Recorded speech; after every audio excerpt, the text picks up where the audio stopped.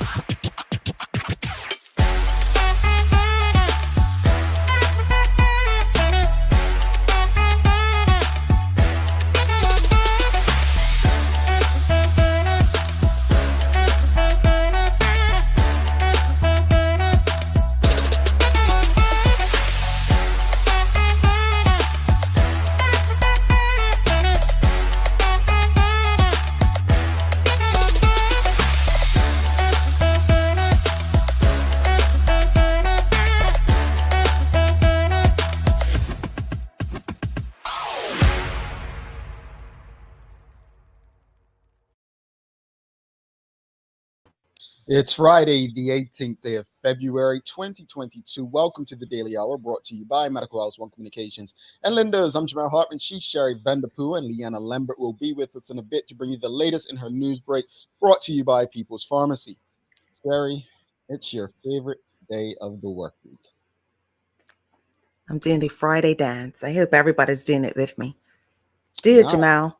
No. Show them that you're not a grumpy uncle. Come on. No. I don't dance, and I'm gonna miss my good friends and family on the Daily Hour. See, Sherry continues to show you all. She continues to show you all. Mm-hmm. Yeah. That I care about them the most. Oh, that's what it is. Okay. Well, on that note, good morning, everyone, and thanks for making us part of your daily routine. A good one to end the work week as we welcome the Bermuda Education Network's Teacher of the Year, Mr. Dean Foggo, to the show. And I'm not trying to age Mr. Foggo, but that 1 year that I was up Cedar Bridge, he was teaching up there, folks. I'm not aging him at all, and I'll leave that there. Or yourself. Well, no. Come on now. I'm not caught you up yet, Sherry. The Daily right Play behind. is Sherry trying to stump me. And you know this, well, you know what? I'm not going to brag. I'm not, I never make New Year's resolutions, but I did have one. I think Sherry and Leanna probably forget what it was. But I did have one. And that was that as a suspended St. George's Cot Match fan, I will not talk smack about Cup Match this year. So I've held strong for about a month and a half, right? So that said, I'm going to carry that over to the Daily Play. I am not going to talk smack. All right? Okay. So, yeah, my resolution holding firm. But anyway, real quickly, Sherry, before we get to today, you said yesterday was Random Day of Kindness, right? Acts of kindness, yes. Acts of kindness. Okay, cool. So I normally won't do this because, I'm just a kind person, but I normally wouldn't do this.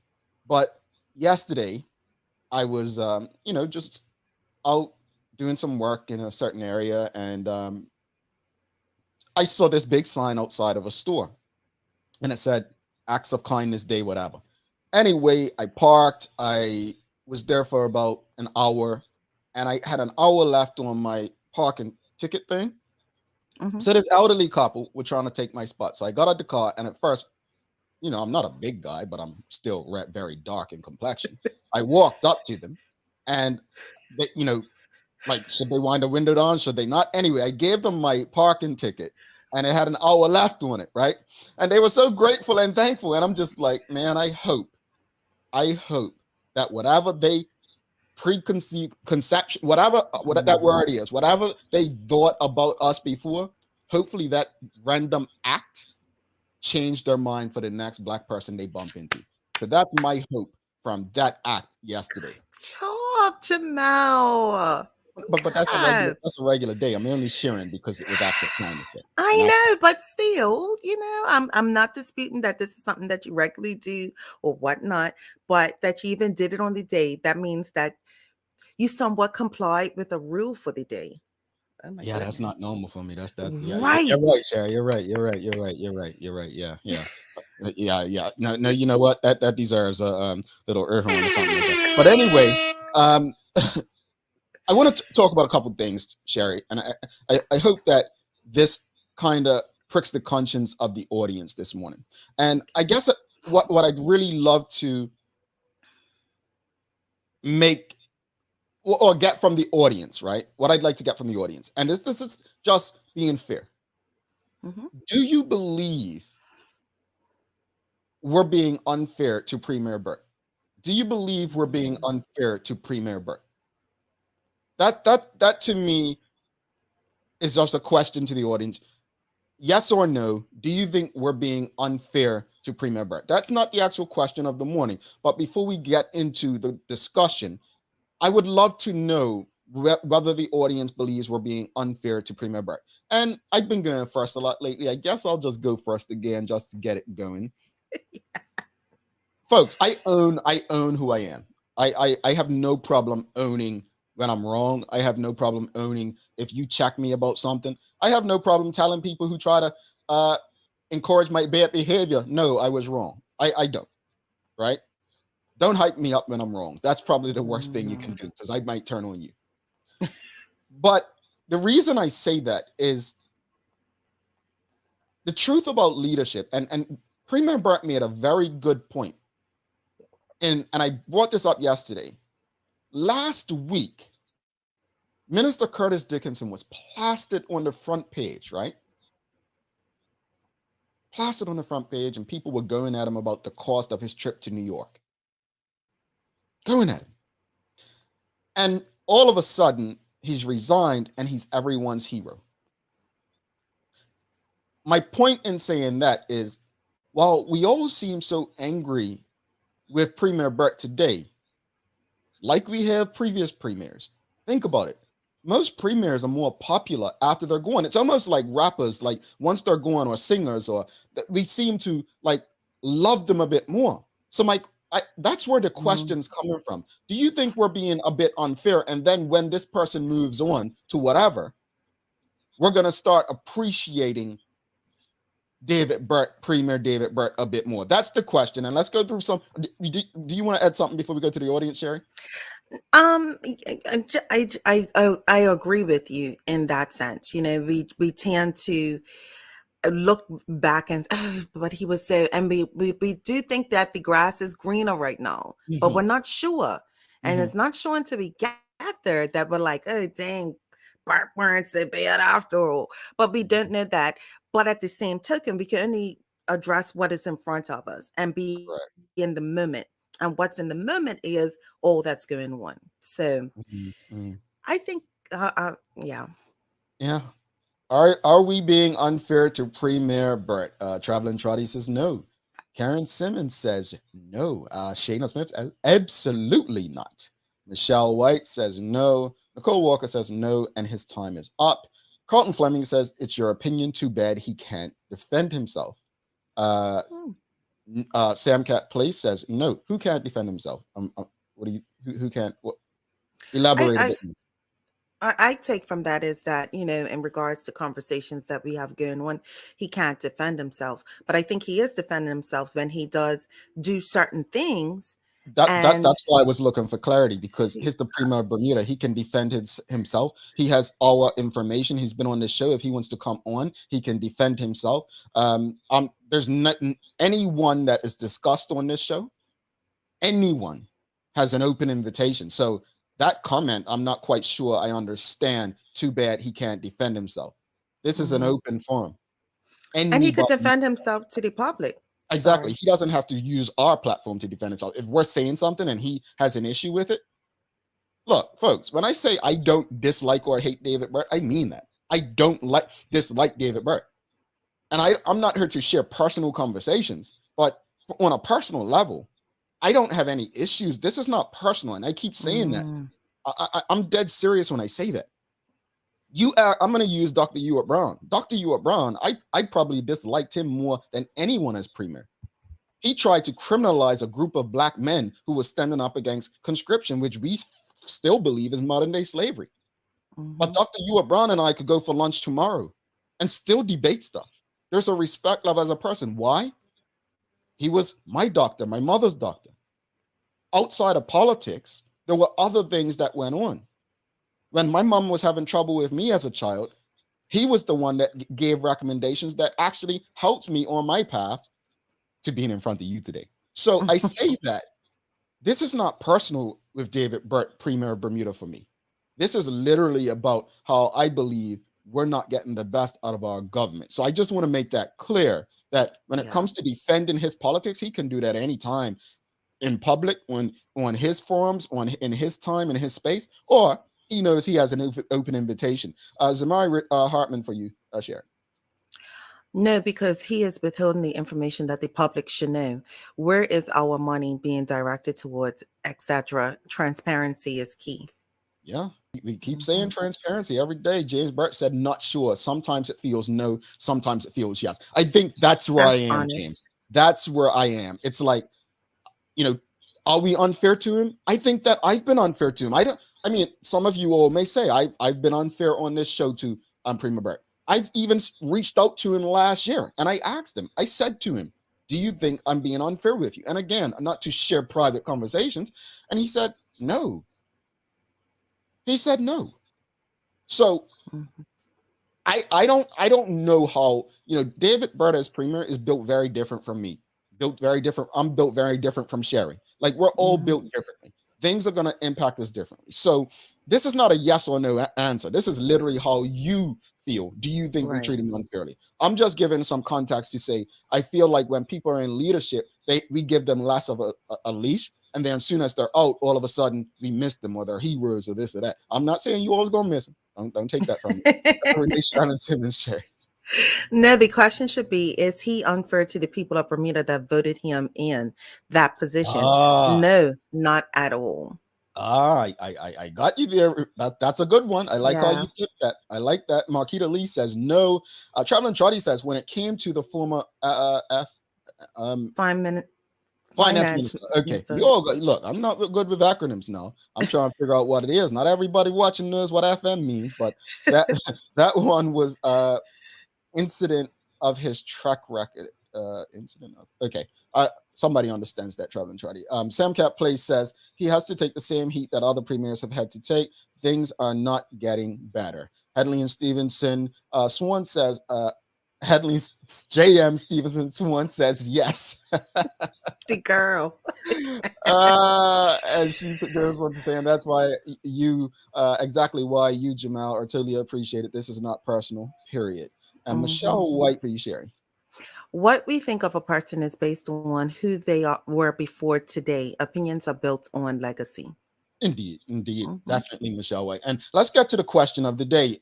So that question was pretty much just asking the audience, are we unfair on Premier Burt? But the question of the day is kind of tied to that. I put a personal post up the other day, Bermuda deserves better. And some people were like, no, we don't. We're getting what we deserve, and so on. And I think we're missing the point.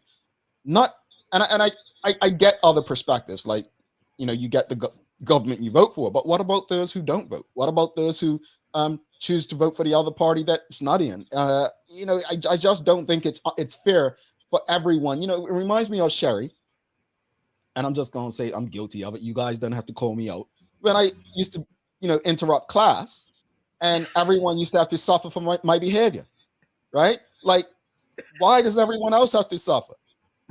So I kind of disagree with it. So, question of the morning: does Bermuda deserve better? And the follow-up question is, what is better that we deserve? Yeah, I would say that we all agree that we always deserve better.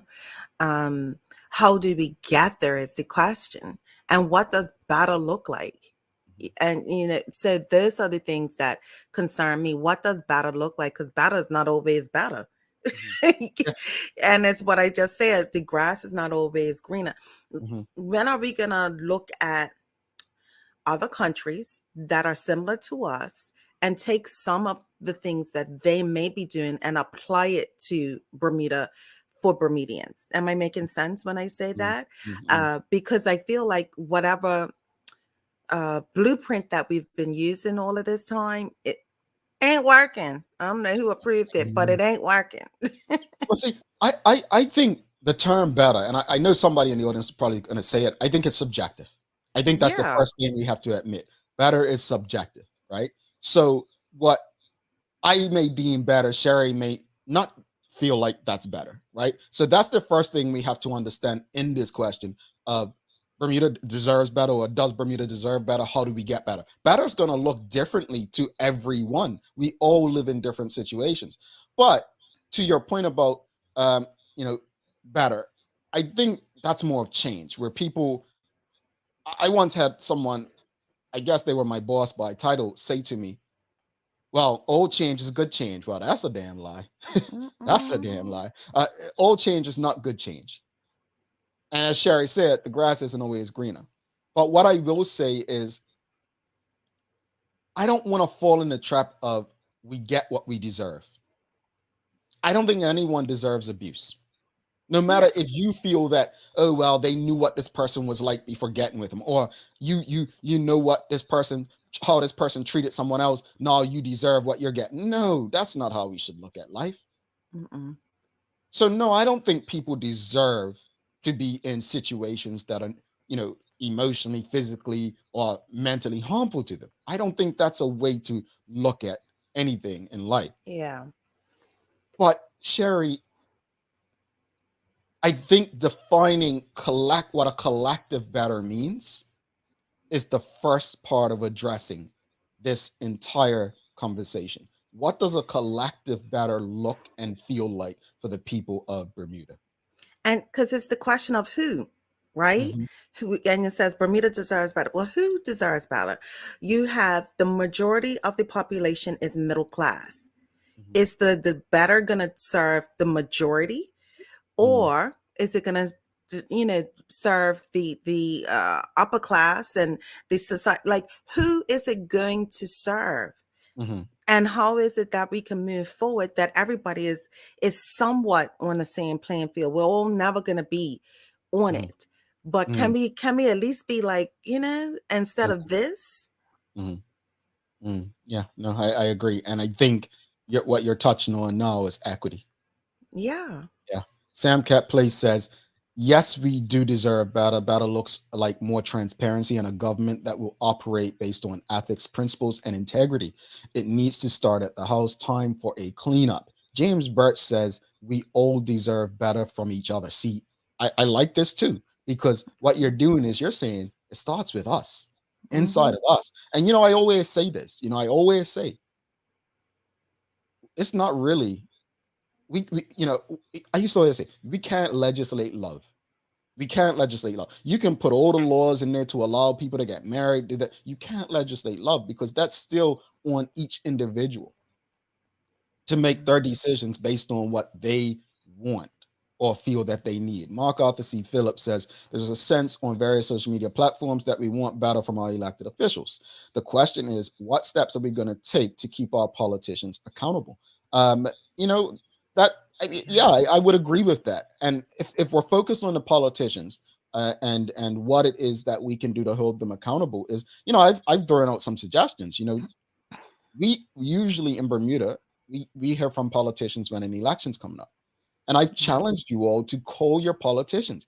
I can call live right now my MP, even though they took me off the register, can't vote in Bermuda, but I can call him right now, and I'm pretty sure he would answer, right?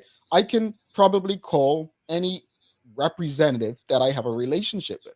All of us should have those relationships with our Yeah. members of parliament. The act of not being interested in politics so you don't communicate, that's not acceptable, especially when you have complaints about the state of the country. When you have concerns about the state of the country, that's not acceptable. Reach out to them. Not. And you don't have to be aggressive or emotional like me and Mr. Premier Brett. You don't have to be like us. Um, Mark Arthur C. Phillips for you, Sherry. I believe we are far too familiar with politically of the politic officials. Regardless if we disagree with them, we need to respect them. Mm, mm. Um, I disagree. Mm. I disagree. Um, and I got this from a teacher in high school. And she said the one thing she didn't like in the Bible, and this was a teacher in your second year. She said the one thing she didn't like in the Bible is about honor thy mother and father. And she broke it down. There was a situation in Bermuda that happened that week where a father was accused of murdering his daughter in Bermuda. And she said, had this young girl survived, how are you going to expect her to honor the man that tried to murder her? Why do I say this? Regardless if we disagree with them, we need to respect them. No, no, no, no. We don't respect positions. We respect people. Because everyone used to say that, right? Until Donald Trump became president of the United States. All of a sudden, it was okay to disrespect a leader. Yeah. What we have is internal bias, and our internal bias doesn't allow us to see the truth because of how we feel. And the truth, which I don't think is opinion, is that our bias guides how we believe our morals should be. Go ahead, Sherry. And no, and to piggyback on what you said, I agree totally, and especially in the social work field, um, it kind of gets the same contacts, and I don't think I think you should be familiar with your politicians, as they are a representative of who your area is, your constituency. So, I don't know about that. Sonia Clark says, better looks and feels like to me when the evidence of the majority of the people are involved. She goes on to say town hall meetings, referendums where the evidence of persons or people are involved. James Burt says, I think a collective better looks to me like adding and tracking a national happiness index as well as metrics like GDP, debt, population, and cost of living. Mark Arthur C. Phillips says the point I was making was just basic human respect. And the point I'm making, Cousin Mark, is that again, our biases don't allow us to do that.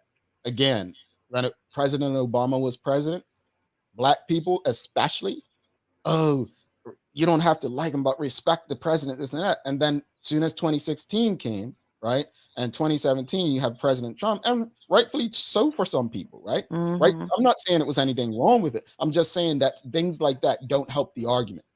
That they don't help the argument. So if they don't feel that a politician is carrying themselves in a respectful way as a human being and respects other human beings, then people are going to react that way. And I think it's fair game. I think it's fair game.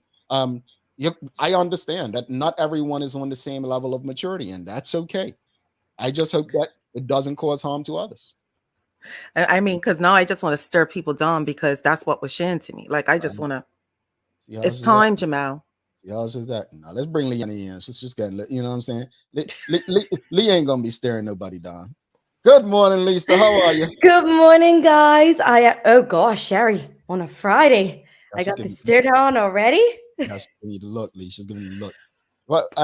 Well, Lee, you want any of this? Are we treating the premier unfair? What are your thoughts?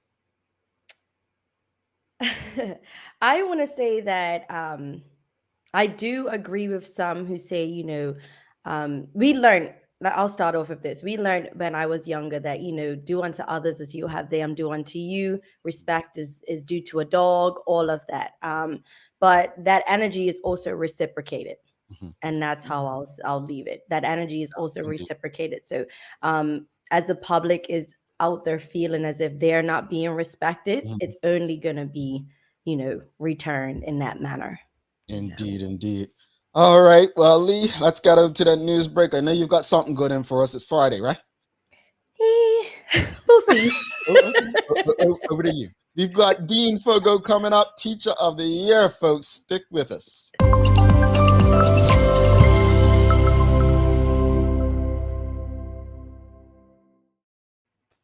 Thanks, Jamal and Sherry and TGIF, everyone. It is the final day of the traditional work week, and I hope everyone is ready for a probably much needed and deserved weekend. I'm Leanna Lambert, and it's time for the Daily Hour News Break, brought to you by People's Pharmacy. Unfortunately, we begin today's newscast with sad news as the island has recorded another COVID-19 related death bringing the death toll to 122 since the start of the pandemic and the second death this week. Now, the number of active cases of the coronavirus has also climbed slightly for the first time in weeks, up to 211. There are 9 people in hospital, but none are in intensive care. Now, in offering her condolences to those who have lost their lives, Health Minister Kim Wilson reminded the public that although active coronavirus cases are decreasing, people are still catching the Omicron variant as it is still in our community. She has urged people to continue to do all that you can to protect yourself and protect others. In other news, police held a press conference yesterday urging people to not arm themselves with weapons in an effort to keep themselves safe. Now, Acting Commissioner of Police Darren Simons was speaking after a 35-year-old man suffered a serious stab wound after he was attacked last night. The man was stabbed in the back and had a gash to his head after he was attacked on Glebe Road, Pembroke, just before midnight.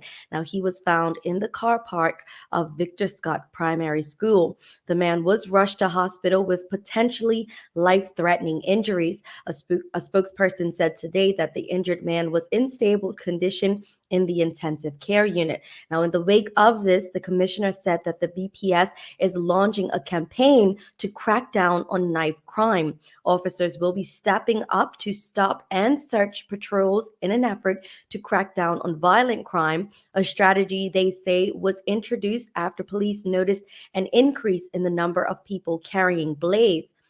Now, the commissioner said, if you feel threatened, do not arm yourself. Report your concern to someone in authority. Knives or bladed articles are everywhere and readily available in every home, he said, but issues arise when these items are used for nefarious purposes. He also said that those who use machetes and other bladed articles for work should leave them at home or on the job when finished. To date, there have been 13 knife incidents in the past 12 months, 3 of them fatal. And Jamaica secured 3 points in their first match of Group C opener in the first round of the 2023 CONCACAF Women's World Cup qualifiers, defeating a very tough Bermuda side 4-0. Jamaica took the lead in the 21st minute and doubled their advantage to 2-0 in the 30th. Bermuda stood strong, however, holding off their much stronger Jamaican team until the 82nd minute when their strikers scored. They would score again in stoppage time to make the final score 4-0. That's all for our Daily Hour news break brought to you by People's Pharmacy. Now let's head back to Jamal and Sherry in the studio for today's Daily Focus. Right. Thanks so much for that, Lee. 4-0. You know what? I think that's one of the most special Bermuda latest teams we've had with Leilani Nesbitt in it and so on. So I'm sure they can bounce back, and they will bounce back from it. Sure, I know it's a day of the year. Yesterday you had me being kind. I mean, I really am a kind person, but you all just don't treat me like that. But carry that kindness over to caregivers, because today is Caregivers Day, and it's observed on the third Friday in February. The day honors individuals who selflessly provide personal care and physical and emotional support to those who need it most. There are different types of caregivers who are not just limited to the healthcare sector. You have family caregiver, professional caregiver, independent caregiver, private duty, and so forth. Some of them are not always paid, which is why it's essential to appreciate and thank them for their commitment. Yeah, shout out to my aunt. She's my caregiver for my nana. Yeah, so we've got some caregivers, and a lot of family members are becoming caregivers for family as family gets older. Yes, and so as family members, remember to try to relieve those caregivers as much as you can, so there's a good balance. Not everyone to get burnt out. Indeed. Well, hey guys, we've got to say bye to Leanna for an extended period of time. No show on Monday. So Lee, have a wonderful long weekend. Thank you. You will be missed. Thank you, Sherry. I know you're going to be excited. You got any plans? Just sleep. That's all. That's all I get. I still got to go to work, but I'm just I'm just happy to sleep in. Well, that's Lee, all I'm excited about. Lee, I just want to say this to you. Don't do anything Sherry would do on your time off, all right? I don't know if that was shade. I know. I'm gonna take the weekend to think about that, and hopefully, Sherry, I'll come back on Tuesday with some things you might do or might not do. I don't know. She humor is always there. Always. What the younger folks are saying these days, I said what I said. Lee, have a great weekend. That's ill. No, Jamal. Look, I'm just finding out who certain rappers are. You know me. Anyway, later, Lee. Have a good one, sis. Hi, Lee.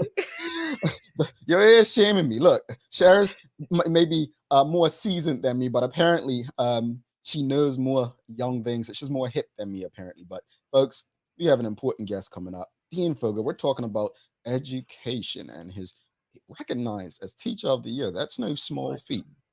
As far as I know, I love to see a Black man a teacher in public education and been doing it for, again, I'm not aging him, let's just say since the 90s.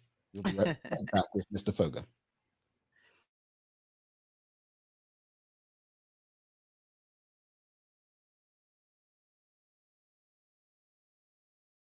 Let's face it, life can be a little wild, but shopping doesn't have to be. I choose People's, so that whether it's a prescription that needs to be filled, a toy for my little terror, or a gift for a new addition to the family, we'll see about that. Everything's available in one convenient location. Some call it People's, I call it my one-stop shop in the city. People's, we're here for you.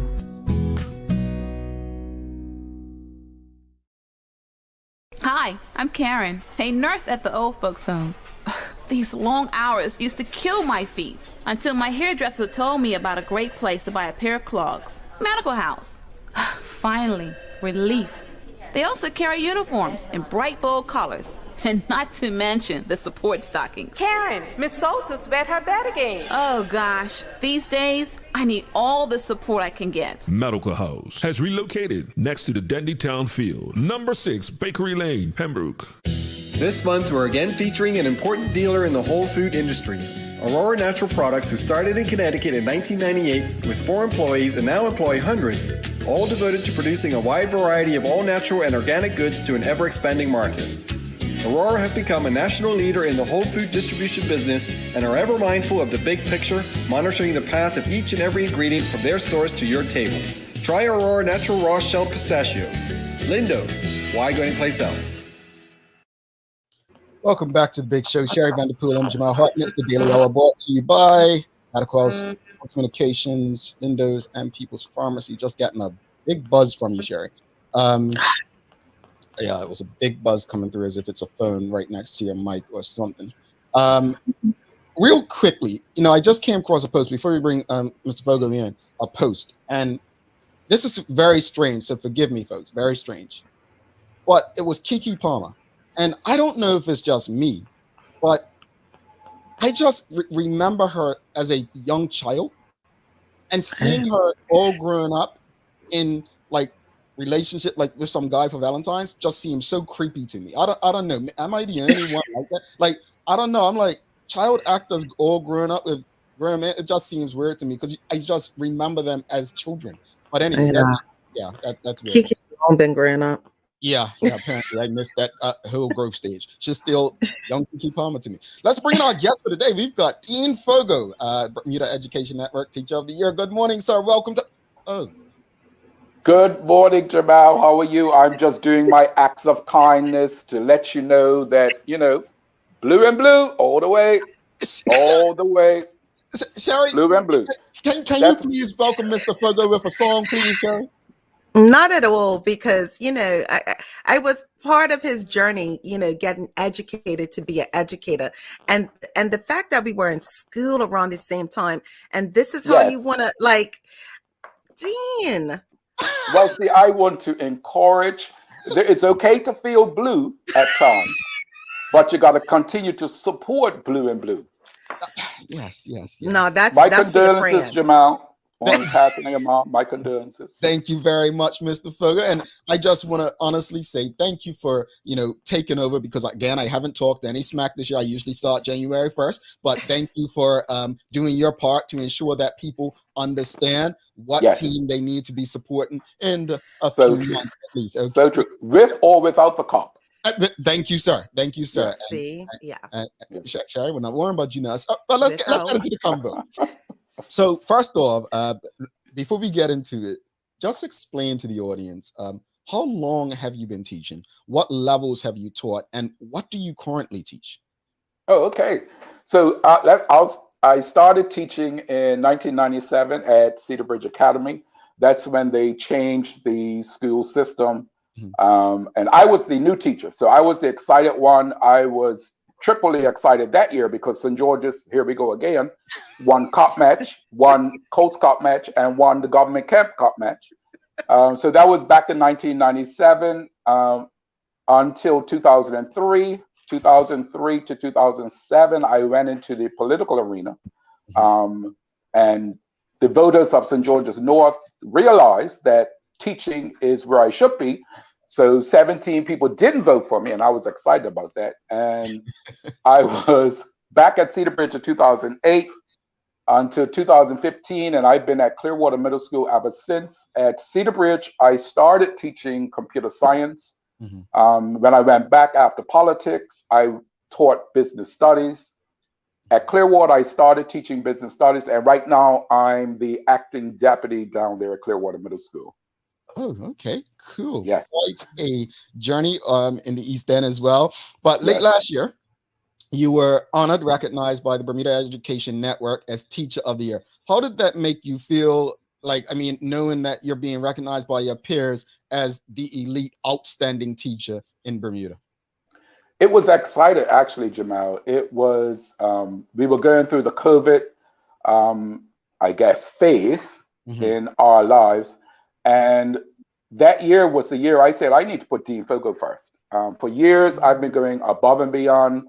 I've been doing everything within my classroom, outside of my classroom that has me occupied every single night, maybe even weekends up to like 9 o'clock at night. And I said, I need to put Dean Foggo first. Then we went into remote learning. And I took it as, okay, these people, my students, are buying a ticket to my show. So I looked at it as an opportunity to perform and perform I did. I had parents calling me saying that the whole family is watching me on the 50-inch screen. I took them into a store. I taught classes out of a store. I ran when we didn't have May 24th, I ran that. You have to see the video on my Facebook page. Wow. I became a chef. I just performed because I wanted to excite myself first. And I know that students were home and I need to do extra to excite them. So when I was awarded the outstanding teacher, it was exciting. It was validating for me that it is always important to put yourself first and you could still be recognized for the work that you do. I don't have to, as I've done previously, make sure that I am hitting everybody. I'm touching everybody. I'm thinking about, okay, what are you thinking? How can I reach you? I could still do that by putting Dean Foggo first. So being recognized was exciting and humbling. I love that because even in putting yourself first, the students weren't neglected. I absolutely love how you expressed that just now. So much negativity is spoken on public education. Speak to us about some of the positives you've experienced over the 20-year period in the public education system. Well, I'll tell you how I react, or when I hear people talking negative about public education. They're talking negative about me. That's what they are actually saying, that the teachers are not doing what they're supposed to do. But we produce outstanding students every single day. My present doctor, Dr. Kaiwan Brown, is a product of public education. I have former students, why his name just went on my head, David Lovell, over there outside of Bermuda doing his thing. You know, I have Jamal right here, even though it was just a year. Imagine if you was there for 5 years, Jamal. Yep. You would have a syndicated show. Thank you, sir. Worldwide. But no, it's exciting to see different students as doctors, as lawyers, as politicians, teachers. So we say negative things about public education, but our family members are the students, our family members are the teachers, and we see success in many of our students every single day. So I don't buy into the negativity, but what it does is challenges me to see what I'm doing and see how I can do better to change the narrative. Indeed. Awesome. You spoke about, teaching Jamal for about a year. You obviously made some type of connection in it with him, but also in a statement you made in the Royal Gazette in October of last year, you stated that you try to make connections with your students. So how hard or easy is that with today's generation? And Jamal's still in that generation now. Just I think the connection, trying to make a connection, you have to first understand that the young people of today are different than the people in my generation, the students that I taught previously. It just comes different, but you have to still lead with your heart. Still let them know that you care, not by just saying it, but also by their actions. So I continue to do the same things. I get involved outside of the classroom. And that has always been something that I knew worked. If I got involved outside the classroom with different activities, the students see me outside the classroom. And one thing I also do, especially during this COVID time, is to be honest. I will let them know, today I'm wearing a mask. I'm on the verge of a breakdown. I have a mask on, so I need you all to follow my instructions because we know the key. If you do what you're supposed to do, 3:30 will come faster. And they like my jokes too. So I think they do. I love that. I love that you're transparent because that is so important when dealing with kids and so forth. And we've talked about on this show as well the different challenges that teachers have gone through. What are some of the challenges that you see facing teachers today, and how have you been able to overcome them yourself? Ooh, I think the world, or Bermuda, social media, is a challenge that we have to face, and we have to realize that a lot of our young people come with different challenges, different traumas that they are facing. The first thing that I've done and continue to do is make myself aware of what those challenges can be. I've gone from a teacher, when a student's head was on the desk, I used to say, put your head up, get up. Now I go down to them and I ask them quietly, are they feeling well or they're not feeling well? And they would either say yes or no, and we would just move on from there. I pick my challenges, pick my battles. I don't fight the battles I used to fight. I used to fight for one, cursing. I used to just send them to the office. And I was told by Mr. Anthony Wade at the time, I have to do something before I send them. So I used to say, choose another word, get a thesaurus. But now since my subject is business, I asked them about what was on that truck that came by just now, or what trucking business is that? So some of them catch, but some of them don't. But then they realize that, okay, maybe I could choose a better word. So it's not about consequences. It's all about showing them how they can do things differently. So being aware of where they are is very key to overcoming the challenges that we face. And it's not personal, it's business. And it's finding that balance. Earlier, it's not personal. Yes. It's a balance. That's hard for me, That's hard for me in the sense of self-care. Finding that balance. And last year was the start of me on a path of finding where that balance is. As I mentioned, I used to go above and beyond, 9 o'clock at night. Mr. and Miss Cedar Bridge, fashion show, Christmas tree competition. So this year, when I took Dean Foggo first, I finished at 8:30. I finished at 3:30, sorry. Yeah. I finished at 3:30. I started at 8:30. Wow. Now, not everybody appreciates that. Yeah. But they'll be okay. And I was going to say, along with your exciting award, a part of that, you'll receive $10,000 to go towards a school project of your choice. Tell us more about that project, and have you decided, and would you be able to share it with us, and what are you looking forward to, all of that good stuff? Yes, I'll share it with you, but don't tell anybody. Okay, Maybe it's gonna share safe it with with you me, too. Dean. Jamal's the blabbermouth. Okay. Okay, it's probably Jamal who told everybody. So with the award, I won $10,000 to go towards a passion project. Now I didn't know that until the day that I was announced as a winner in the newspaper. I said $10,000. I said, oh, I need to refocus, recalibrate, change my mind. But no, it's all focused on students seeing themselves successful. Student created videos in the classroom. That's what I did last year. I created a lot of videos. So that's going to be my focus, getting students to create videos in the classroom, is trying to get them to increase student engagement, innovative thinking, getting them to look at virtual reality, simulation tools even. I also want to look at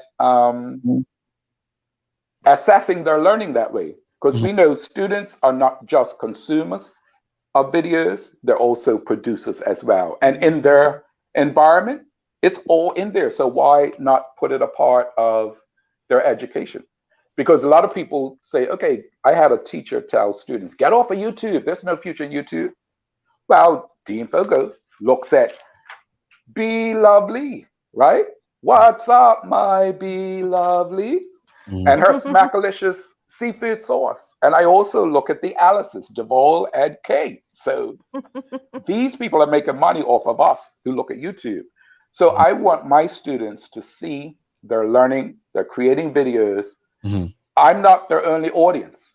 Their audience can be outside of Clearwater Middle School. And there's a future in creating videos, having content, and being creatives out there in the world. So let's start at Clearwater. I absolutely love this. And I think that what it says to me is, it goes back to don't forget Steve Perry, Dr. Steve Perry, when he came to Bermuda. And I love this statement. The one statement, if nothing else I remember from his hour-long talk on education, is about preparing students for things that don't yet exist. Don't yet exist. That's what you literally are doing in that project right there. Like the hope beyond what exists. We have a question, and this is an interesting one from Sean Smith. What motivates you to stay in public education and not switch to private school education? I was going to say my honest answer, but we're on live. Sorry. I feel more comfortable in public education. I don't see Dean Foggo flourishing in private education. I'm more comfortable with the students in private education. I'm more comfortable with the parents in private education. And I just love the ability to, and I know more people. Let's be honest. I know more people. Hold on. Education. You said you're more comfortable with the students in private education and the parents in private education. You meant public education. I meant public education. Sorry. Okay. Let's rewind, delete.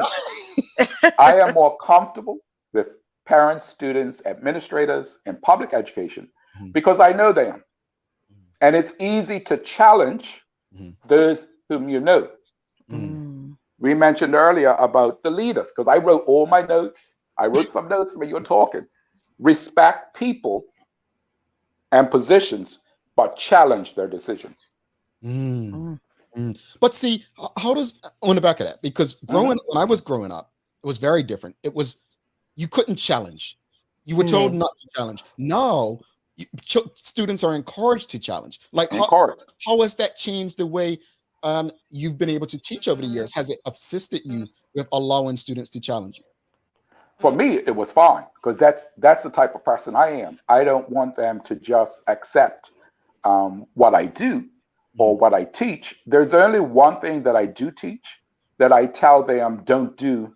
I mean, do what I teach, but don't do what I do. That is finance, because my finances are just. So I tell them, do what I do. I mean, do what I teach, not what I do. Yes.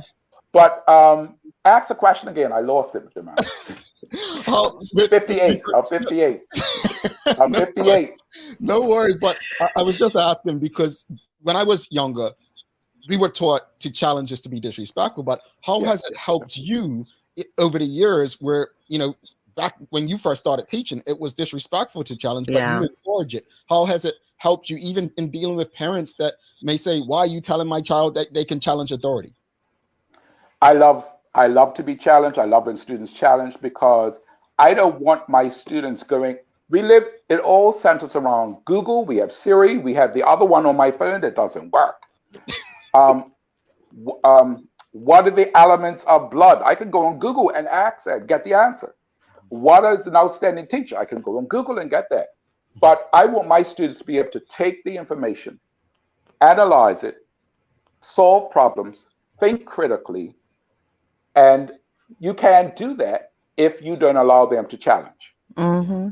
You can ask them to do that respectfully, but the why is important. The why, they want to know why they are learning something. And that is something I've always tried to instill in my teaching. This is why you're learning it, because I want them to stand apart from the rest. Many of us are going for scholarships and jobs. I want them to stand apart. So challenge is fine for me, even with parents. Challenge doesn't have to be conceived as negative. And I think that's the part that people don't get. It's okay to challenge, and it's okay to stand up for what is right and stand up for what you believe in, but it doesn't have to be negative. I think with the generation of children now, it's teaching them how to challenge the most respectful without losing who you are. Yes. And I think a lot of times also we have to train myself at times too, how to take it as a challenge and not as disrespect. Yes. Because there are times I've taken it as disrespect, and the student says, Mr. Foggo, I wasn't being disrespectful. I was just passionate. Let's go through some questions to the audience. Zamari Hartman says, respectfully, I am presently a school student. I would say you do and did a great job as a teacher, but most are not and only do it for a paycheck now. And you can see it within our public education. Well, there are comments that people do make on this show and other shows that some people seem to be in it for the money. No, I'm going to compare it to police officers, right? I just read the news in Florida yesterday that they a cold case 40 years ago, 11-year-old girl that was murdered. They discovered a police officer who's now passed from cancer in 2008 was the perpetrator, right? And what the officer said in his press conferences is, no one dislikes a dirty cop more than a cop themselves, right? A good cop. But how does it, as an educator, first off, what are your thoughts on other teachers that aren't part of the system that are just there for a paycheck and the amount of time you may get off? I find that hard to believe myself, because I'm like, I'm not dealing with anybody's rude children, especially me. But and that goes for any system. I'm just, not that person. But how does it make you feel knowing you're out here doing your thing and there's a few bad apples that are hindering that? Yeah. You can take those bad apples just like you could take bad bananas and make banana bread. There are levels to in it for the money. There are great teachers who are in it for the money per people's perspective. The problem I get is when there are teachers who are not doing the job, not teaching, not being creative. That's when I have the problem. There are people who are there for the money, and they are great teachers. They are doing the job. They're going above and beyond. But the money is the key reason why they stay. I don't see it as a negative in some instances, but in the instance where the teacher in it for the money or not in it for the money is not doing the job. That's where I see the problem. Indeed. Let's go through a few more. Nachika Trot, she says, it has not been easy teaching remotely. Numerous teachers on the island conduct engaging, thoughtful, relevant lessons daily. Congratulations to Dean Foggo on this achievement. And we have Karen Simmons. She's asking, what do you want your legacy to be, Dean, in public education? I want them to know that I would try anything to ensure that our young people learn what they need to learn. That he was unique. He was, and I just went to brilliant, outstanding, and excellent. I know why I went to that. That Cedar Bridge Academist thing. I said it for how many years? I'm a teacher of excellence, or that I think say it too. But no, I want them to know that I cared for them. I was relevant. I was unique, outstanding, a creative, outside the box thinker. Awesome. You know, I appreciate everything about this conversation, and timing's everything. Previously, actually, we were supposed to have you on the day after my mom's service, actually, and so you know, we've got more time to prepare, and you know, I just love it. We're gonna have a couple days off, and I think this is the perfect conversation to go into the weekend. I think I'm energized, and if anyone excellent doubts about public education, I think a conversation like this, it renews your belief and hope that no, there's some good things happening. There are people in there doing things that your children can benefit from. But I'll tell you this here.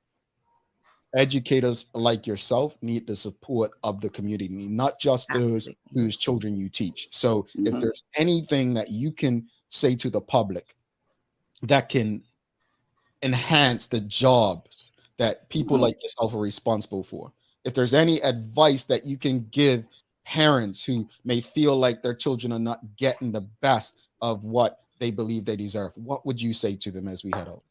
Bermuda deserves better. And better happens when we all look to better ourselves, when we look to better every aspect that we are involved in, not just political.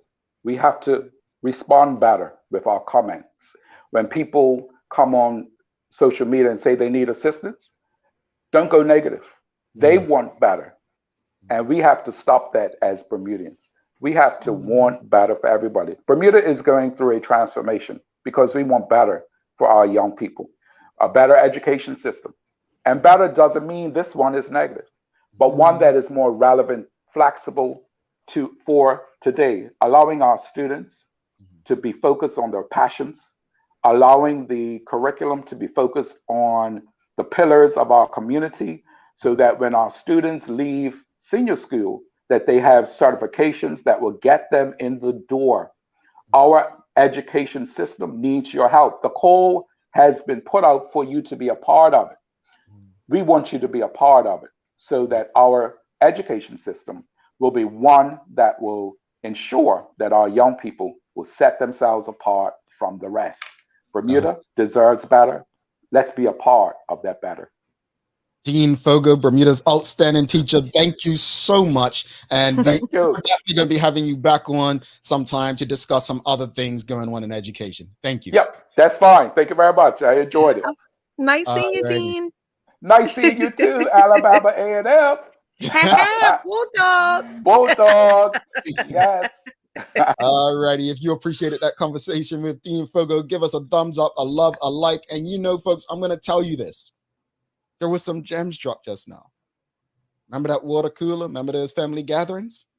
Carry these conversations there. Carry these conversations there. We're going to take a quick break. We're going to come back, wrap it up, and give a little daily play and maybe a giveaway. Stick with us. A lot happens around your home. That is why at One Communications, we have introduced affordable security and video monitoring, because everyone should be able to afford to protect their family. Anytime, from anywhere, One Home Security keeps you connected and puts security in your hands with an easy-to-use smartphone app to control everything. Home security is important to keep you and your family safe. Motion-activated cameras around your home and security monitoring within create a complete security system providing protection both inside and outside your home. Professional monitoring means that there's someone on call with 24/7 protection to notify the authorities and help keep you and your loved ones safe. We are dedicated to whole home protection with indoor and outdoor cameras, smart door locks, motion sensors, and more, so you'll always be connected to what matters most. With professional installation, no upfront hardware fees, and low monthly rates, because keeping your family safe should be affordable for everyone. Total home video monitoring and security, there's no better way to protect your home than with One Home Security.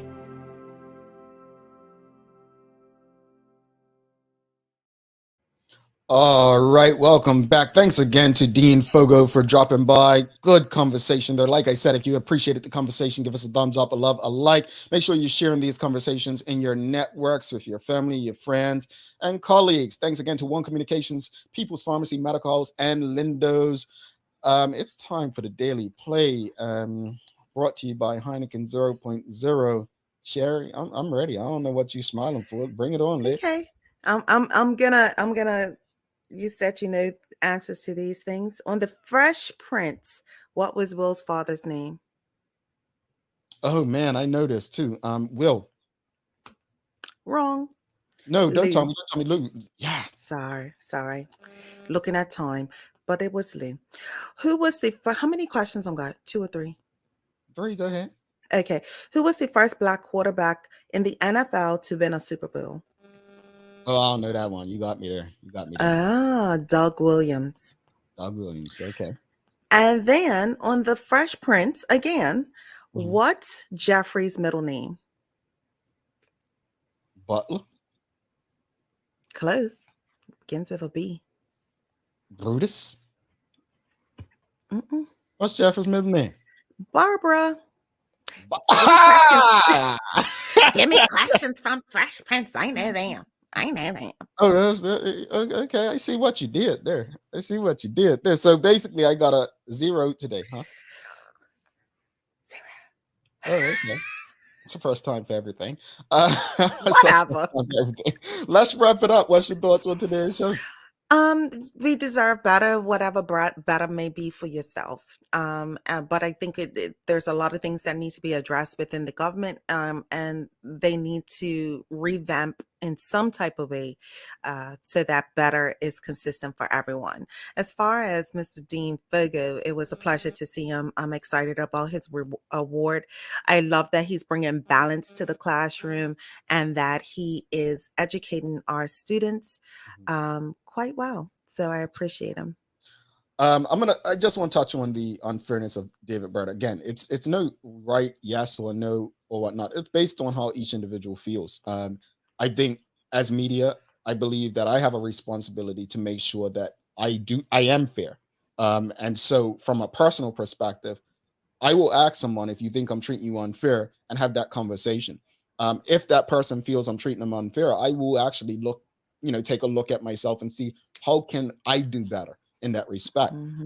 But that said, there are things that come with the territory, and as leader of the country, certain things, people have expectations, and so if people feel that they're not treating you unfair, then you probably need to be doing something more to meet their demands.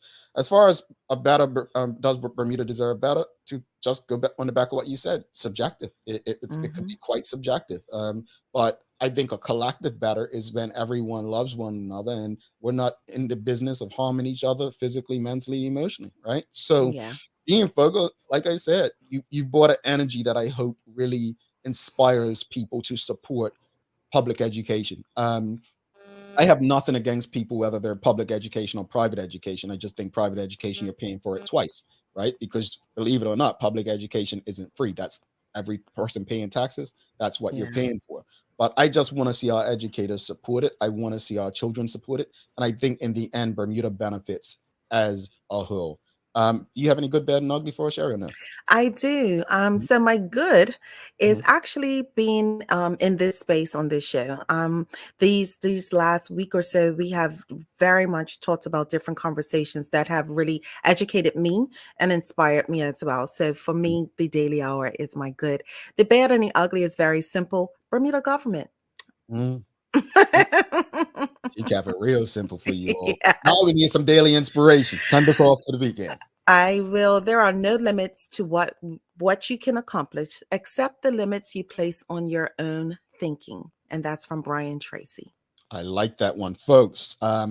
If you haven't already, if you're looking for some music to just relax and enjoy your time during the day, 24/7 bcgradio.com. That is B as in boys, C as in crazy, G as in girl, radio.com. Check it out. Download the app. If you haven't already, make sure you subscribe to our website, thedailyhour.com, for a chance to win cash prizes and more. And make sure you go on our website and find out how you can be eligible. So I'm saying eligible to be the next Sam Cat Place.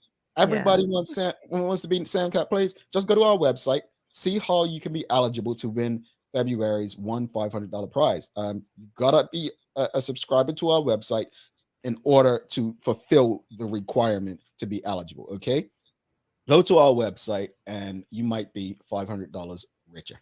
Okay, thanks again to our partners, Medical House, One Communications, Linda's, and People's Pharmacy for ensuring that we're able to do this with you on a daily basis. As always, we appreciate you, we love you, and we thank you for making us part of your daily routine. If all goes well, we'll be back to do this again with you next Tuesday. So next week, Tuesday, there's no show on Monday. She's Sherry Vanderpool. I'm Jamel Hartman. Please make it a safe and great long weekend for us. We're out. Oops.